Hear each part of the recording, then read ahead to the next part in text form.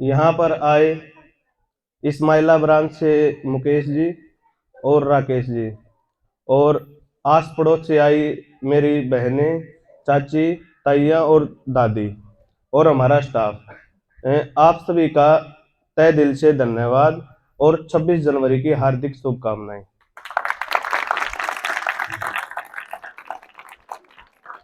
आज का दिन हम ऐसा मानते हैं कि इस दिन हमारे संविधान का निर्माण हुआ था।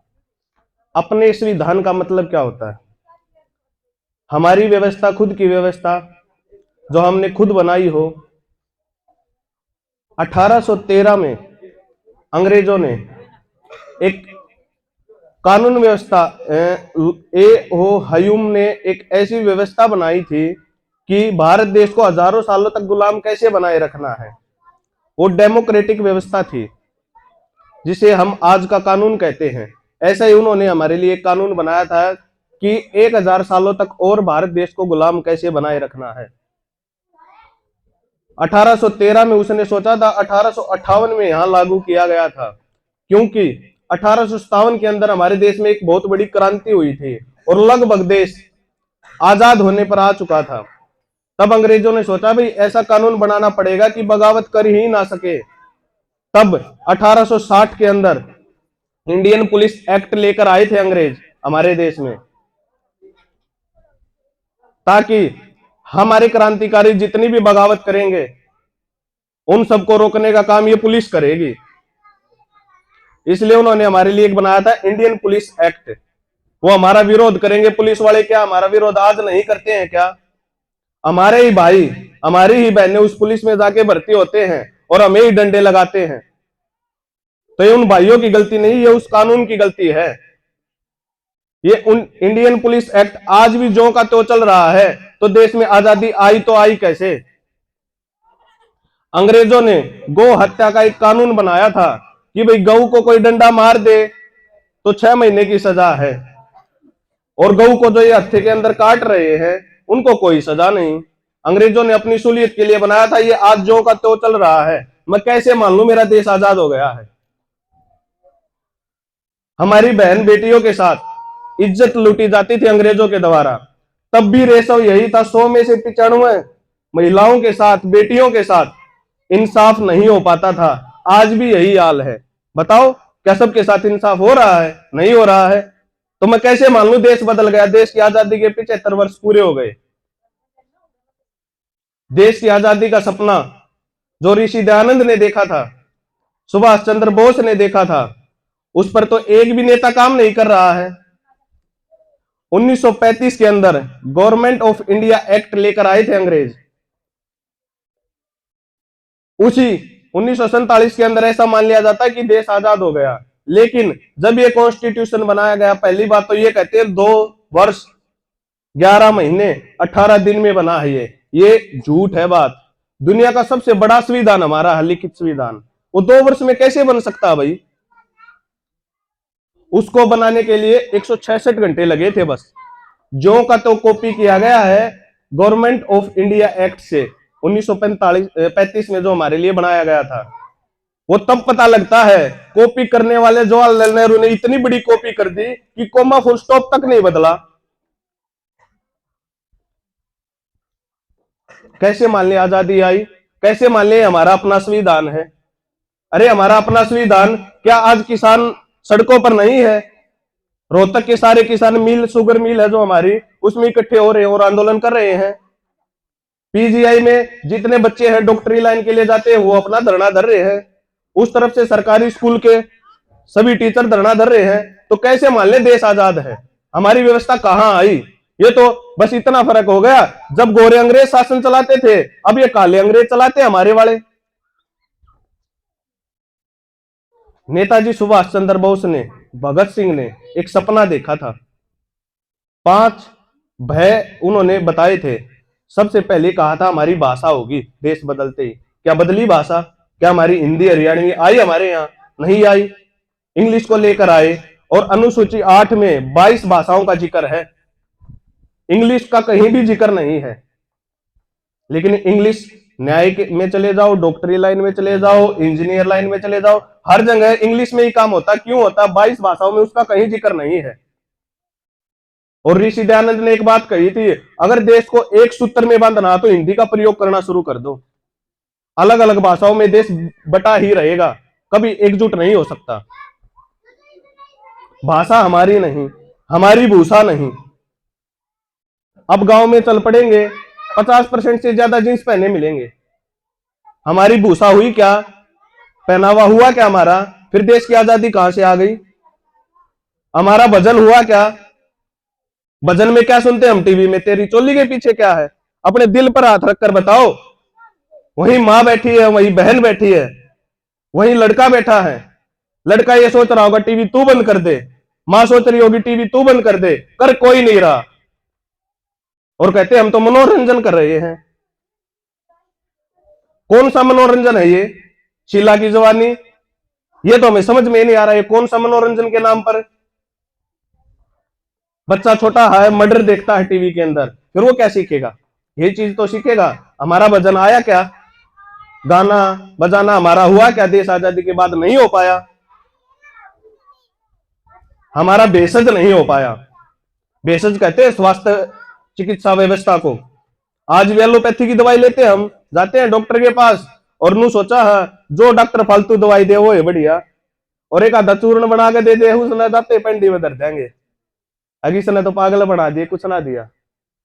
वो चूर्ण बनाने वाला उस तो घना बढ़िया है। आज जो अपने हर शरीर में ये बूटी लगाई है ना, वैक्सीन, वो शब्द नहीं कहूंगा मैं, ये वीडियो कट जाएगी यूट्यूब पर डलते ही।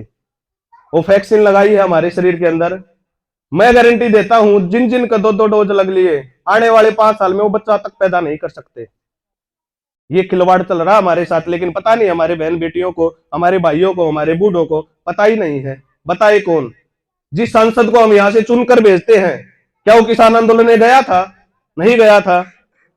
जो सीएम हमने हुड्डा साहब हमारे यहां से बनाया था, क्या उसने हमें बताया कि ये वैक्सीन लग रही है और सब मरोगे? हुड्डा ने खुद नहीं लगवाई। क्यों नहीं लगवाई भाई? इन्होंने कहा बीमारी है। अरे मैं जिस दिन बीमार पड़ूंगा मैं लगवा लूंगा, ये मैं टीबी की भी लगवा लूं, अब ठीक होगा हो नहीं गई। मैं कैंसर की भी लगवा लूं क्या टीका अभी से पहले? तो कोरोना का क्यों लगवाया? इसका मतलब कोई ना कोई धांधलेबाजी है। और मेरे गांव के, मेरे शहरों के किसान वहां 1.5 साल तक बॉर्डर पर बैठे रहे, एक भी कोरोना से नहीं मरा। इसका मतलब ये झूठ है सरासर। वो फांसी तोड़ते थे, ये केमिकल लगाते हैं, फर्क क्या? मार ये भी रहे, मारे उन्होंने भी। 5वां वह है भोजन। क्या हमारा भोजन आया? अंग्रेजों ने जो हमें खिलाया, मांस मिट्टी, वो शासन करते थे, वो कुछ खिलाए, चलो तब तो मजबूरी थी। क्या आज हमारी कोई मजबूरी है क्या? फिर हम अपने बच्चों को अपनी साग रोटी सब्जी फल फ्रूट ये क्यों नहीं खिलाते? क्या वो खाते हैं? उसमें हमारा योगदान है। वो एक बार मना कर रहा ना, मैं नहीं खाऊंगा, तो बेटा मर भूखा, ये कहना शुरू कर दो मैं विधवा हूं को नहीं। जब हमने खाया, भले इनमें ताकत गणी है, ताकत तो अपनी मां ना मार के खा ले, उसमें सब तो फालतू है।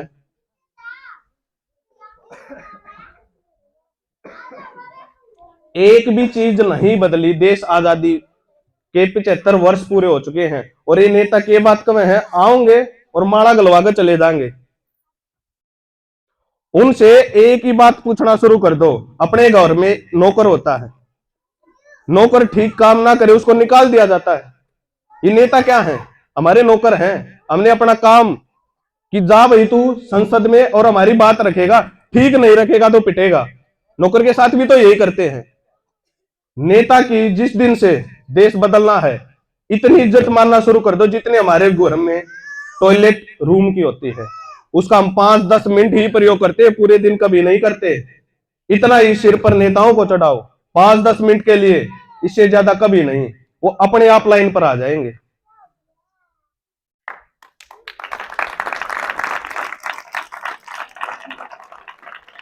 और हमारे मोदी साहब हैं, हमें लगता बहुत अच्छे हैं। मैं किसी पार्टी विशेष से संबंध नहीं रखता हूं, पहले बताओ ना। मैं कांग्रेस का आदमी ना बीजेपी का।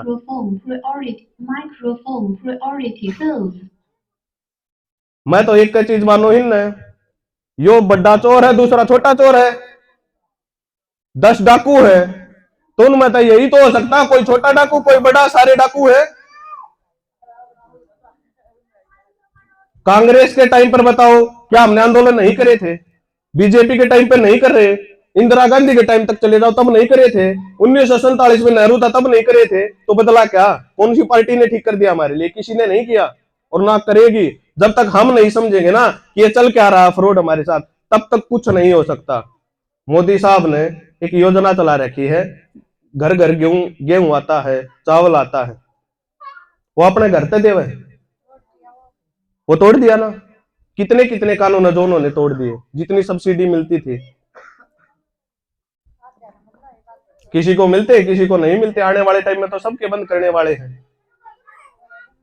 उनके भाषण सुनना, मैं एक कॉन्क्लेव देखने गया था, वो कह रहा बीजेपी ने ये कर दिया, वो कह रहा कांग्रेस ने ये कर दिया। मां भाई साहब रुको, नु बताओ हरियाणा पुलिस के हमारे भाई है, उनकी ज्वाइनिंग कद हो गई ये बताओ, हमने तार तक कोई मतलब को नहीं। हमारे भैया ने बताओ, हमारे किसान है, ईब गंडे के भाग खातर उड़े बैठे आंदोलन कर लग रहे हैं। जितने भी फंक्शन होंगे, एक कने कांग्रेस का पा होगा, एक कने बीजेपी का पा होगा, और एक सबसे बड़ा चोर और आल लग रहा है केजरीवाल हरियाणा में, उसको नहीं घुसने देना किसी भी हालत में, वो इनका भी बाप है। दिल्ली के अंदर दिखाता मैंने, एजुकेशन इतना लेवल बढ़ा दिया, 4 स्कूल है मात्र जो उसने अप कर दिए, उन्हीं में जाता, बार बार जाता और वीडियो बनाता है। हर एक स्कूल क्यों नहीं दिखाता? और ये वही केजरीवाल है जब मुंह पे छिक्का लाया करते, मास्क कहता जिसने छिक्का है वो डांगरा वाला, गुलामा की निशानी है तो। अरे हमारा बंद मुंह क्यों करे? जब यार 500 के चलान थे, वो केजरीवाल उड़े 2-2 हजार के चलान काटने लग रहा, तो ठीक क्यों करोगे भाई? हरामखोरी का रुपया, हमारी मेहनत का रुपया, हमारे खून पसीने का रुपया जावे है विदेश में और ट्रिप मार का वही है। इनका बाबू मान में दे रखी कि इनके बाबू नहीं थे या हमारा रुपया है टैक्स का। जिस दिन फालतू बोला हमारे संगठन का आदमी ने एसडीएम के लिए इसी कार्रवाई कर दी, उन्होंने रेड मार दी बिजली वालों ने उनके घर पर, पला तो वो पीट दिए उड़े, और फिर बोले भाई ईद चौकी में आ जियो तम, वो बिजली वाले पीट दिए। क्यों बता मैं पाकिस्तान का हूं? बोला ना। बोले फिर तू बगैर पूछे कैसे आया मेरे घर में? मैं बम ले रहा था। बोला ना। फिर तूने बैल क्यों नहीं बजाई? फिर वो कानून की बात झाड़न लग गया। एक ही बात बोला, बोला तू नौकर है, नौकर बनकर है, जब मैं टैक्स दू ना तेरे बालक रोटी खावा, जिस दिन टैक्स देना बंद कर दिया ना तेरे बालक भूखे मर जाएंगे। जिस दिन यह बात कहनी शुरू कर दी ना, एक लाइन पर आ जाएंगे सारे के सारे।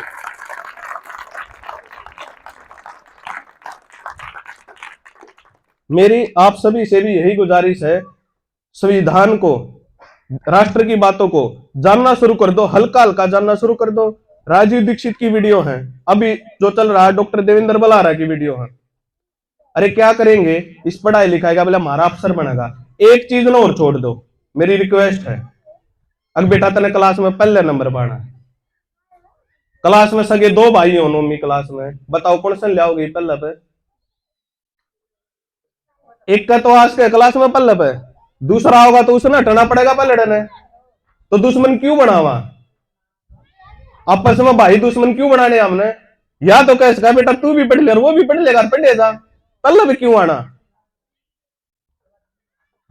एक भर्ती हुई थी 18 के अंदर डी ग्रुप की, 18,000 आदमी लेने थे उसमें, और लगभग 20 लाख आदमियों ने फार्म भर रखा। लाख तो 18,000 से कहना उसमें, चाहे वो बीजेपी के लाग लो, चाहे कांग्रेस के लाग लो, चाहे हुड्डा के लाग लो, चाहे रुपये दे के लाग लो, चाहे मेहनत लाग लो, लागन तो 18 है, फालतू की तलाक देंगे। बच दे जितने भी 18 लाख रह गए, 18,82,000, उन तो सारे घर वाले लोग कहेंगे चुप पड़ा रहे, कूण में तरफ डी ग्रुप का पेपर भी पास नहीं होया। या हमारे बड़का की कमी को नहीं, या इस सरकार की कमी है, प्राइवेट कर लाग रही है, हर एक चीज ने मशीन लेकर लाग रही। मैंने एक चीज नोट करी थोड़े दिन पहला, अपने यार सूचना देवा तो मंदिर में बोल रहे, वो रोजगार खत्म कर रखा, बाकी अपन एक आदमी का ना क्या करता, ढंडोरा पीटना आ करता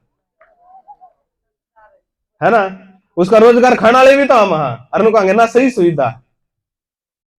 मैं बैंक में गया कई दिन पहले की बात है, उन्होंने लिया भाई साहब एक बढ़िया चीज आ गई। मैं क्या आ गई? ले तो मेरा क्या करोगे तुम? बाहर एक ऐसा एटीएम लगा देंगे, आगे रुपये तो उड़े काट ले जाएगा, रुड़े जमा करा जाएगा, महाराज जी क्यों रहा है, फिर तेरी नौकरी गई।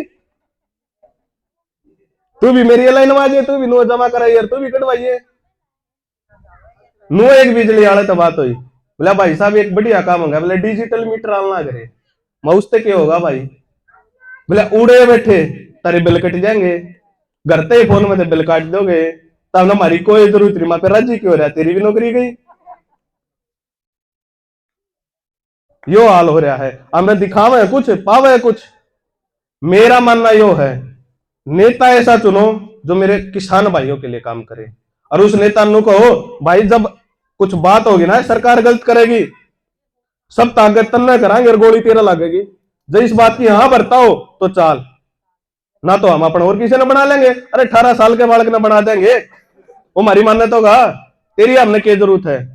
और जो ही काल मैं रिक्वेस्ट करूं नशा बाटे, उसने घरा मत बढ़न दियो नेता ने।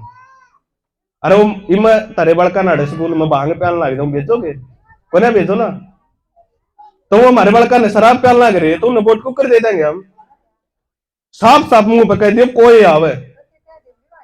हाँ नुका भाई खान पीन का दे दे या कति मत दे, हम जो काम कवाएंगे ना वो करना पड़ेगा।